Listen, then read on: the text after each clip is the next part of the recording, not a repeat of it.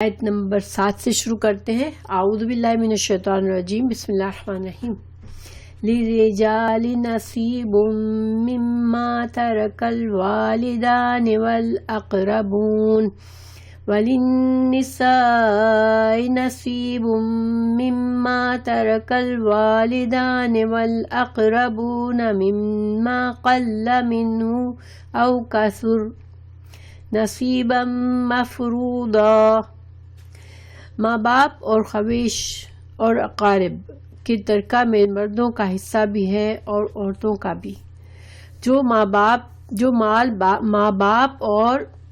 خویش یعنی کہ بیوی یا شوہر نے چھوڑا ہو، وہ اقارب یا رشتہ داروں قریبی رشتہ داروں نے چھوڑا ہو، خواہ وہ مال کم ہو یا زیادہ، اس میں حصہ مقرر کیا ہوا ہے۔ انسان کوئی مرتا ہے اور اس کی جو مال چھوڑ کے مرتا ہے، اس مال کے بارے میں خاندان میں جھگڑے ہو جاتے ہیں اور لوگوں کے تعلقات خراب ہو جاتے ہیں۔ اس لیے اللہ سبحانہ تعالیٰ نے وراثت کا قانون ہمیں دیا، جس کے ذریعے اللہ سبحانہ تعالیٰ نے خود ہی ہمیں بتا دیا کہ حصے مقرر کر دیے۔ گویا مرنے والا جو ہے وہ اپنے پورے مال کو اپنی مرضی سے نہیں تقسیم کر سکتا کہ مجھے یہ بیٹا پسند ہے تو میں اس کو دے کر مر رہا ہوں، یا میرے فلاں رشتہ دار سے مجھے زیادہ محبت ہے تو میں اس کو اپنا مال دینا چاہ رہا ہوں، یا میں چیریٹی میں سارا مال دینا چاہ رہا ہوں۔ نہیں، اللہ سبحانہ تعالیٰ جب انسان مرتا ہے، دنیا سے رخصت ہوتا ہے، تو اس کے مال پہ اب اس کا حق نہیں ہوتا۔ ہاں، اللہ نے ہمیں وصیت کرنے کے لیے ہمیں گنجائش رکھی ہے۔ اللہ تعالیٰ فرما رہے ہیں اس آیت میں، للرجال مردوں کے لیے، نصیب ایک حصہ ہے، مما اس میں سے جو ترکا چھوڑ جائیں، الوالدان والدین، والاقربون اور وہ رشتہ دار جو کہ جن کا یہ وارث بن سکتا ہے، وللنساء اور عورتوں کے لیے، نصیب ایک حصہ ہے، مما اس میں سے جو ترکا چھوڑ جائیں، الوالدان والدین،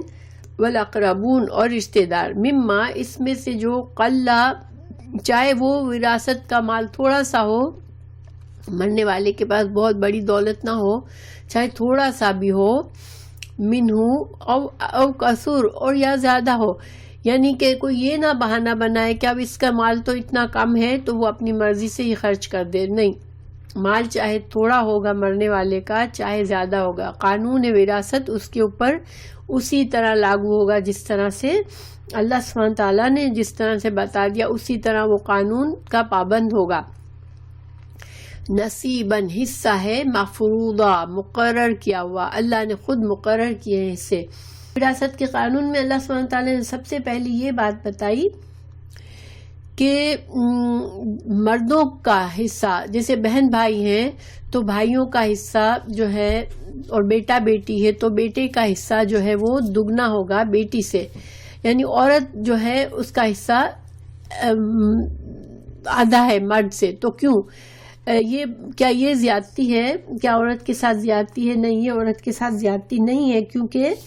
اللہ سبحانہ تعالیٰ نے عورتوں کے ساتھ بہت کرم کیا ہے۔ عورتوں کو اللہ سبحانہ تعالیٰ نے ذمہ داری، فائنانس کی ذمہ داری نہیں رکھی ہے۔ اگر شوہر ہے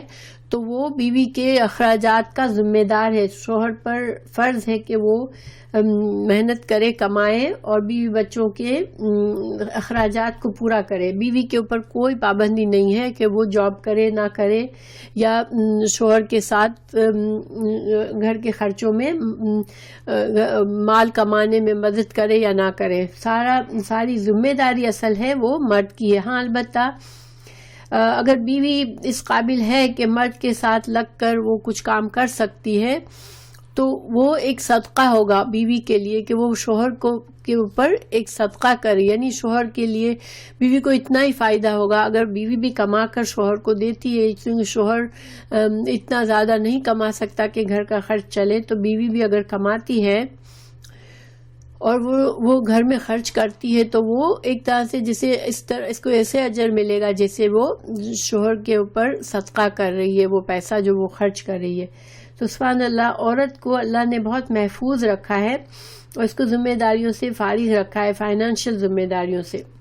اسی وجہ سے وراثت میں مرد کو زیادہ پیسہ ملتا ہے تاکہ مرد اپنی ذمہ داریاں ادا کر سکے۔ وَإِذَا اور جب حضر حاضر ہو القسمت تقسیم کے وقت اولو القربا رشتہ دار والیتامى اور یتیم والمساکین اور مسکین وارزقوہم تو رزق دو ان کو منہ اس میں سے وقولوا اور کہو لہم ان سے قولاً بات معروفاً بھلی بات کہو.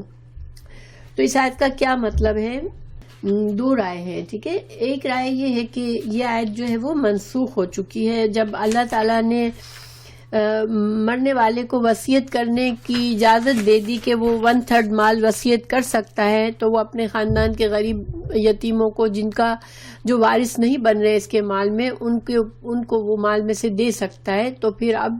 مزید ورثاء کو ضرورت نہیں ہے کہ وہ یتیم مسکین رشتہ داروں کو دے. لیکن ایک رائے یہ ہے کہ یہ منسوخ نہیں ہے کہ مال کی تقسیم کے وقت جو ہے غیر ورثاء وہ رشتہ دار جو کہ غریب بھی ہیں یتیم بھی ہیں، لیکن وہ رشتے کے لحاظ سے وارث سے مرنے والے سے ان کو اللہ تعالیٰ نے جو حصے مقرر کیے اس میں سے ان کا کوئی حصہ نہیں بن رہا ہے. تو اب ایسے میں جو وارث بن رہے ہیں مال کے، ان کے لیے اللہ تعالیٰ نے ان کو نصیحت کی کہ تم ایسے رشتہ داروں کو مت بھولو، ان کو پہلے سے کچھ دے دو سارے مال میں سے اور پھر مال کی تقسیم کرو. اور اگر آخر میں اللہ تعالیٰ نے فرمایا کہ اگر تم ان کو مال نہیں بھی دے سکتے ہو تو پھر ایٹ لیسٹ ان سے ساتھ اچھا سلوک کر کے ان سے بہت اچھی طرح سے تم معاملہ کرو، قولاً معروفہ بھلی بات کرو ان سے. پھر وَلْيَخْشَى، اب اللہ تعالیٰ نصیحت فرما رہے ہیں کہ چاہیے کہ ڈرے. کون ڈرے؟ الذین، وہ لوگ لو ترکو، اگر وہ چھوڑ جائیں من خلفہم، اپنے پیچھے سے ذریۃً اولاد، ضعافاً کمزور، خافو، وہ ڈرتے ہوں علیہم ان کے بارے میں، فلیتقوا، بس چاہیے کہ وہ ڈریں اللہ سے، ولیقولوا، اور وہ چاہیے کہ کہیں قولاً، بات سدیداً، درست محکم بات کریں. تو چاہیے کہ وہ ڈرے کہ وہ خود اپنے پیچھے ننے کمزور بچے چھوڑ کر مر رہے ہوں تو ان کے دل پر کیا گزر رہی ہوگی کہ ان کے بعد ان کے بچوں کا کون خیال رکھے گا. تو اللہ تعالیٰ نے ایک نقشہ کھینچا زیادتی کرنے سے. جب اگر تمہیں اللہ نے اس قابل اس جگہ پہ رکھا ہے کہ تم جو ہو اس ورثے کے معاملے میں تم انوالو ہو کسی کے، یا تم خود اپنی نصیحت بنا رہے ہو، وصیت بنا رہے ہو، یا تم انچارج ہو نصیحت یعنی کہ ورثے کی تقسیم کی، یا تو ایسے تم یہ ڈرو کہ تمہارے چھوٹے چھوٹے اگر بچے ہوں اور تم اگر مر رہے ہو تو پھر تمہیں ان کی کتنی فکر ہوگی کہ ان کا کیا ہوگا میرے بعد. تو تمہیں یہ تمہاری خواہش ہوگی کہ میرے بچوں کی کوئی صحیح طرح سے ان کے ساتھ ٹیک کیئر کرے، ان کی زیادتی نہ کرے ان کے ساتھ. تو اس وجہ سے تم بھی ایسے لوگوں کا خیال رکھو. تو اس کے بارے میں جو رائے ہے مختلف علماء نے کہ یہ کس سچویشن میں اس آیت کو اپلائی ہوگی. یہ تو نمبر 1 یہ کہ یتیموں کے ان رشتہ داروں کو مخاطب فرمایا جن پر اب یتیموں کی ذمہ داری آ گئی ہے. یعنی ایک آدمی مر رہا ہے، چھوٹے بچے چھوڑ کے مر رہا ہے، تو پھر جو وارث بن رہے ہیں اس آدمی کے، وہ جو ہے وہ غور کریں، وہ خیال کریں کہ اب یہ یتیم بچوں کے ساتھ مجھے اسی طرح خیال رکھنا ہے جیسے اگر میرے بچے، میں چاہتا ہوں کہ خدا نخواستہ اگر میں مر رہا ہوں اور میرے چھوٹے بچے ہیں تو کوئی ان کے ساتھ اس طرح سے سلوک کرے، تم ان کے ساتھ ایسا اچھا سلوک کرو. دوسری رائے یہ کہ مرنے والے کے وارثوں سے کہا جا رہا ہے کہ جو یتیم رشتہ دار جو وارث نہیں بن رہے ہیں، پوتا پوتی وغیرہ، تو ان کو مال تقسیم کرنے سے پہلے دو اور یہ سوچو کہ تمہارے بچے اگر اس حالت میں ہو تو تم پر کیا گزرے گی. تو جیسے کہ میں نے پہلے مثال دی کہ اس صورت میں جب کہ دادا فوت ہو رہا ہے مگر دادا سے پہلے اس کا ایک بیٹا فوت ہو چکا ہے، اس کے چھوٹے بچے یتیم ہیں. اب یا دادا مرے گا تو اس کا جو سارا مال اس کے دوسرے بیٹے لے جائیں گے. تو وہ بیٹوں سے کہا جا رہا ہے کہ تم اپنے بھائی کے یتیم بچوں کے بارے میں مت بھول جانا کہ ان بچوں کو جو ہے تم ان کے ساتھ اچھا سلوک کرو، ان کو دو کچھ، ان کے ساتھ سدیدہ محکم بات کرو، درست فیر بات کرو، کیونکہ تم اس بات کو نظر میں رکھو کہ تم کیسا چاہو گے اپنے بچوں کے ساتھ، تم اس طرح سے سلوک کرو اس کے ساتھ، ان بچوں کے ساتھ۔ یا پھر اس آیت میں خود مرنے والے سے کہا جا رہا ہے کہ اپنی موت کے وقت اپنے ورثہ کو چھوڑ کر بہت زیادہ مال کی وصیت کر کے ورثہ کو غریب نہ کر دے۔ یعنی کہ ایک اور سچویشن یہ ہو سکتی ہے اس آیت کے لیے کہ ایک آدمی مر رہا ہے، اب اس کو یہ کہ میرا مال جو ہے وہ میں اپنے اولاد کے بجائے میں کسی چیریٹی میں دے دوں تاکہ مجھے زیادہ مرنے کے بعد مجھے ثواب ملے، میں تو مر ہی رہا ہوں تو میں ایسی جگہ خرچ کروں کہ مجھے مرنے کے بعد زیادہ ثواب ملے۔ یا اس کو اپنی اولاد سے زیادہ کسی اور سے محبت ہو تو وہ اس کو زیادہ دینا چاہے،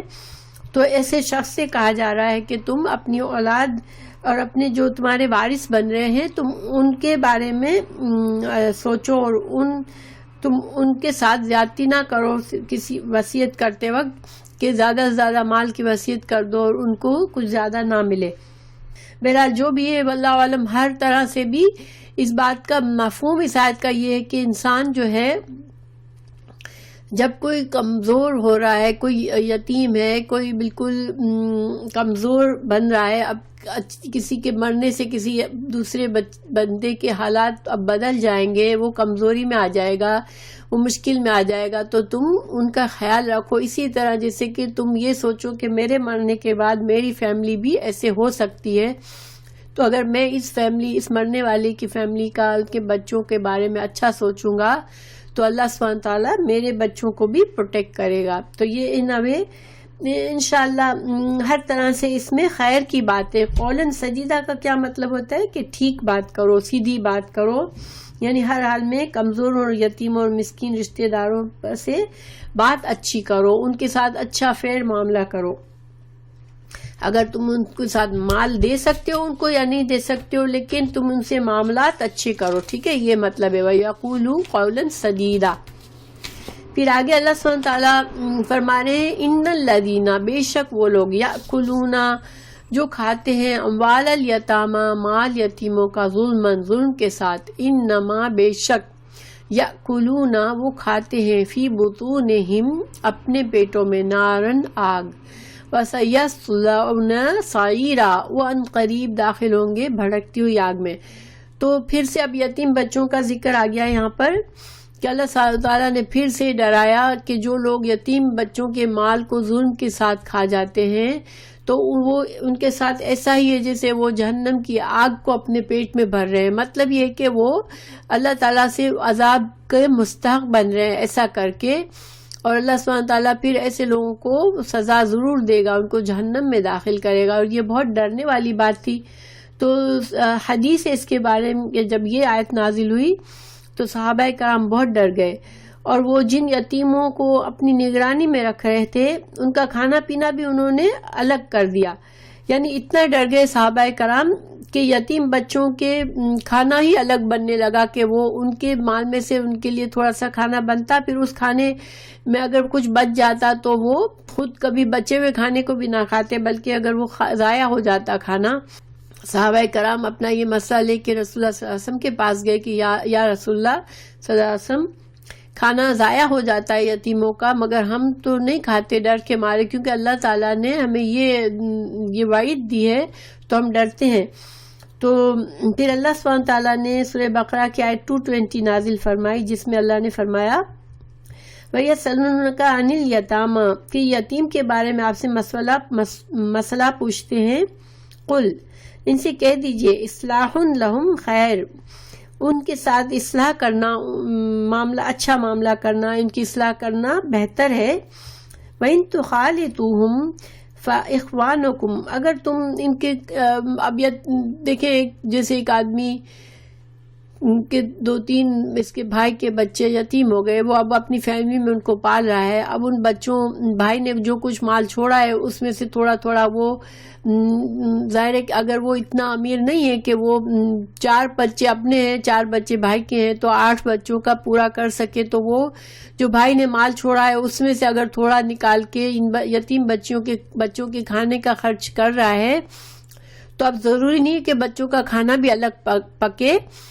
ایک اندازے کے مطابق ان کو ملا لیا جا سکتا ہے، اور اس میں سے اگر تم تھوڑا بہت کھا لیا تم نے، یا تمہارے مال میں سے انہوں نے کھا لیا، تو اللہ سبحانہ تعالیٰ جو ہے وہ تمہیں نہیں پکڑے گا، جبکہ تمہاری نیت اچھی ہو، کیونکہ یہ بھی تمہارے مسلمان بھائی ہیں، ہر مسلمان ایک دوسرے مسلمان کا بھائی ہوتا ہے، اور بھائی کا کھانا انسان کھا سکتا ہے۔ تو اللہ سبحانہ تعالیٰ نے فرمایا کہ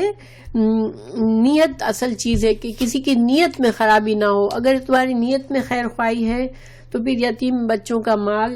تم نے اگر ملا کر ساتھ سب کا خرچہ اٹھا رہے ہو تو اس میں کوئی حرج نہیں ہے۔ یوصیکم وصیت کرتا ہے تم کو اللہ، فی اولادکم تمہاری اولاد میں، للذکر لڑکے کے لیے، مثل مانند حظ حصہ ہے، الانثیین دو لڑکیوں کے، یعنی اگر تمہارے لڑکے لڑکیاں ہیں سب ہیں تو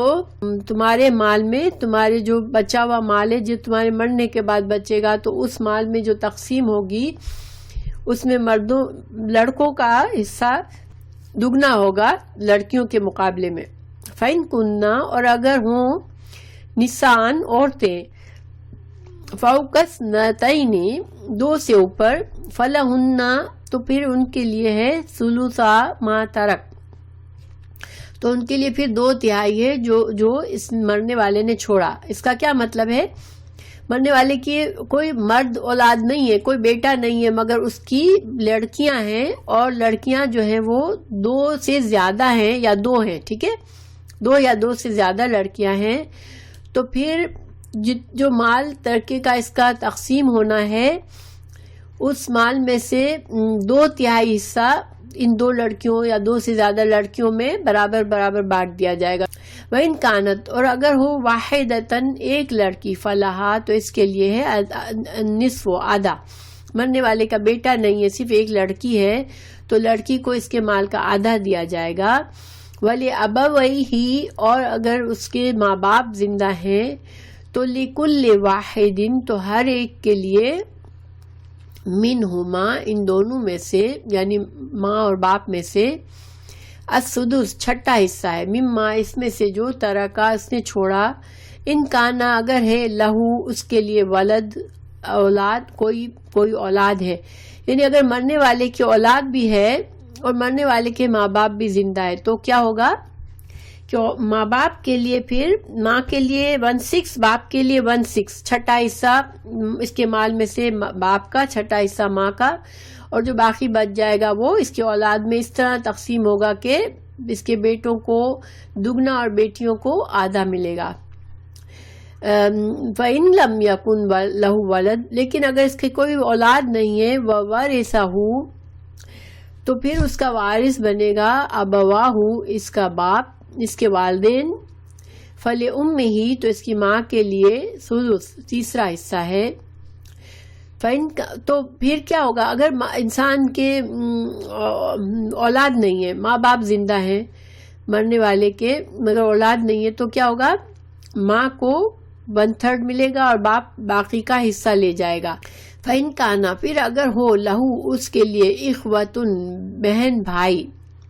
لِأُمِّهِ تو اس کی ماں کے لیے السدس چھٹا حصہ ہے، من بعد وصیتن جو وصیت اس مرنے والے نے کی ہو، اس وصیت کو پورا کرنے کے بعد، یوسی بہا جو اس نے کی ہے، او دین یا پھر مرنے والے پر کوئی قرض ہے تو قرض کی ادائیگی پہلے ہوگی۔ آباؤکم و ابناؤکم اللہ تعالیٰ دیکھیں، اب یہاں اللہ تعالیٰ نے بڑی اچھی طرح سے پیارے انداز میں نصیحت فرمائی، کیونکہ مال انسان کو دیتے ہوئے جن لوگوں سے خاص طور سے بہت دلی لگاؤ نہیں ہوتا، تو انسان کو یہ ہوتا ہے کہ میرا مال اس کے پاس جائے جس سے مجھے محبت ہے، ٹھیک ہے، تو وہ بعض اوقات اللہ کے قانون کو توڑتا ہے کہ نہیں، میرے فلاں بیٹے نے مجھے زیادہ خدمت کی ہے، مجھے اس سے زیادہ پیار ہے، میں اس کو زیادہ دے دوں۔ تو اللہ تعالیٰ یہاں سمجھا رہے ہیں کہ تمہارے باپ دادا اور ابناؤکم اور تمہارے بیٹے، لا تدرونا تم نہیں جانتے ہو، ایہم ان میں سے کون، اقرب زیادہ قریب ہے، لکم تمہارے لیے، نفعا نفع میں، تو اللہ تعالیٰ سمجھا رہے ہیں کہ تم اس قانون کو اپنے ہاتھ میں مت لو، کیونکہ تمہیں پتہ نہیں ہے کہ تمہارے آخرت کے نفع کے لیے، بھلائی کے لیے تمہارا کون سا رشتہ دار تمہارے لیے زیادہ نفع بخش ہے۔ ہو سکتا ہے جس کو تم سمجھتے تھے، جس بیٹے کو کہ اس میں کوئی اچھائی نہیں ہے، وہ بیٹا تمہارے مرنے کے بعد بہت نیک کام کرے اور تمہارے لیے بہت دعائیں کرے، اور جس بیٹے کو تم اچھا سمجھتے ہو وہ تم کو بھول جائے، تمہارے لیے کوئی دعا نہ کرے۔ تو یہ اللہ ہی جانتا ہے، اس لیے تم اپنے ہاتھ میں اللہ کے قانون کو توڑ کر تم گنہگار مت بنو، ٹھیک ہے۔ فریضۃً، فریضہ ادا کرنا ہے، من اللہ، اللہ کی طرف سے، یعنی اللہ نے یہ جو قانون وراثت دیا ہے یہ کوئی معمولی بات نہیں ہے، یہ تم پر فرض ہے اس کو فالو کرنا، تو تم اس فرض میں کچھ اپنی مرضی مت چلاؤ اور تم گنہگار مت بن جاؤ، کیونکہ اللہ نے جن چیزوں کو فرض کیا ہے اگر انسان اس کو نہیں مانتا تو وہ اسلام کے دائرے سے خارج ہو جاتا ہے۔ جیسے ایک تو کوتاہی یا غلطی سے کر دیتا ہے وہ دوسری بات ہے، لیکن ایک انسان کہتا ہے میں نہیں مانتا ہوں، میرا مال ہے، میں اپنی مرضی سے دوں گا اور میں ایسے کوئی حصوں کو نہیں مانتا، تو وہ چاہے وہ مسلمان نمازیں پڑھتا ہو، مسلمان ہو، لیکن چونکہ اللہ کے ایک فرض حکم کا انکاری ہے وہ، تو پھر وہ اس کا ایمان پھر نہیں رہتا، اس کو پھر آخرت کے لیے وہ عذاب کا مستحق بن جاتا ہے۔ ان اللہ، بے شک اللہ تعالیٰ، کان ہے علیمن، علم والا، حکیمن، حکمت والا، کیونکہ اللہ کو تمام علم ہے، اللہ جانتا ہے کہ تمہارے حق میں کیا بہتر ہے، تو تم اپنے مال کے بارے میں اپنی مرضی مت چلاؤ، اللہ کے حکم پر چلو۔ وَإِن لَمْ، اور اگر نہ ہو، لہن، ان کے لیے، ولدن، کوئی اولاد، فَإِن كَانَ لَهُنَّ وَلَدٌ، لیکن مرنے والے کی اولاد نہ ہو لیکن اس کے لیے، فَإِن كَانَ لَهُنَّ وَلَدٌ، اور عورتوں کے لیے اولاد ہو، فَلَكُمْ، تو تمہارے لیے ہے، الربع، یہ شوہر اور بیوی کا حصہ ہے، ٹھیک ہے، وَلَكُمْ، اور تمہارے لیے نصف، آدھا ہے، ما ترکا، جو چھوڑا، ازواجکم، تمہاری بیویوں نے، ان لم یکن، اگر نہ ہو، لہن ولدن، یعنی اگر ایک کپل ہے، ٹھیک ہے، بیوی مر رہی ہے لیکن بیوی کی کوئی اولاد نہیں ہے، پہلے کسی شوہر سے بھی نہیں ہے اور اس شوہر سے بھی نہیں ہے، ٹھیک ہے، تو پھر کیا ہوگا، شوہر کو پورا آدھا مال بیوی کا مل جائے گا۔ اسی طرح اگر فَإِن كَانَ لَهُنَّ، اور اگر ان کے لیے اولاد ہو، ولدن، کوئی اولاد، فَلَكُمْ، اور تمہارے لیے، الربع، تو تمہارے لیے چوتھا حصہ ہے، مما، اس میں سے جو، ترکنا، چھوڑ گئی وہ، من بعد اس کے، وصیت، ان کے وصیت ادا کر دی جائے، یوسینا، وہ وصیت کر کے گئی ہو، بہا، جس کی، او دین، یا ان پر کوئی قرض ہو۔ تو اللہ تعالیٰ یہاں فرما رہے ہیں کہ شوہر کا حصہ بیان کر رہے ہیں کہ ایک شوہر، بیوی مرتی ہے تو شوہر کے دو طرح سے حصے بنتے ہیں۔ اگر بیوی کی اپنی بھی کوئی اولاد نہیں ہے کسی اور شوہر سے، نہ اس شوہر سے کوئی بھی اولاد نہیں ہے، تو پھر شوہر پورا آدھا مال لے جائے گا۔ اگر بیوی کی اولاد ہے، چاہے اس شوہر سے ہے یا چاہے اس سے پہلے کے کسی شوہر سے ہے، تو پھر شوہر کو 1/4 ملے گا، ٹھیک ہے، تو لیکن قانون وہی رہے گا کہ بیوی کی پہلے کفن کا خرچہ نکلے گا، پھر اس کی قرض کا ادائیگی ہوگی اگر قرض ہے تو، یا اگر اس نے کوئی خاص وصیت اپنے مال میں سے 1/3، میکسیمم 1/3 مال میں سے کوئی خاص وصیت کی ہے تو پہلے وصیت ادا کی جائے گی۔ پھر اللہ تعالیٰ بیوی کا حصہ بتا رہے ہیں، وَلَهُنَّ، اور ان کے لیے، الربع، چوتھا حصہ ہے، مما، اس میں سے جو، تم نے چھوڑا ہو، ان لم، اگر نہ ہو، یکن لکم، ان کے لیے، ولدن۔ تو اب الٹا ہے کہ بیوی جو ہے، اگر شوہر کے کوئی بچے نہیں ہیں، اس بیوی سے بھی نہیں ہے، اس سے پہلے بھی کسی اور بیوی سے بھی نہیں ہے، اور شوہر مر گیا تو بیوی کا 1/4 ملے گا، چوتھا حصہ۔ لیکن اگر اولاد ہے شوہر کی، چاہے اس بیوی سے ہے چاہے کسی اور بیوی سے ہے، تو پھر بیوی کو 8واں حصہ ملے گا، اور اگر ایک سے زیادہ بیویاں ہیں تو اس 8ویں حصے کو برابر تقسیم کر دیا جائے گا، 2 بیویوں میں، 3 بیویوں میں، 4 بیویوں میں۔ لیکن یہ نہیں کہ اب 4 بیویاں ہیں تو سب کو 8 حصہ ملے گا، 8واں نہیں، 8ویں حصے کے اندر ہی ساری بیویوں کو برابر تقسیم کیا جائے گا۔ مما ترکتم چھوڑا تم نے، من بعد وصیتن وصیت کے بعد، توصونا تم وصیت کر جاؤ، بہا اور دین یا دین کی ادائیگی کے بعد۔ وَإِن كَانَ رَجُلٌ اگر ہو ایک شخص، یورث جس کی میراث لی جاتی ہے، کلالتن کلالہ ہو، او امرأتن یا کوئی عورت ہو، ولہ اور اس کے لیے اخن ایک بھائی ہو، او اختن یا ایک بہن ہو، فلکل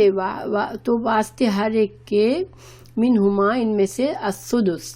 چھٹا حصہ ہے۔ اچھا یہ کیا ہے؟ دیکھیں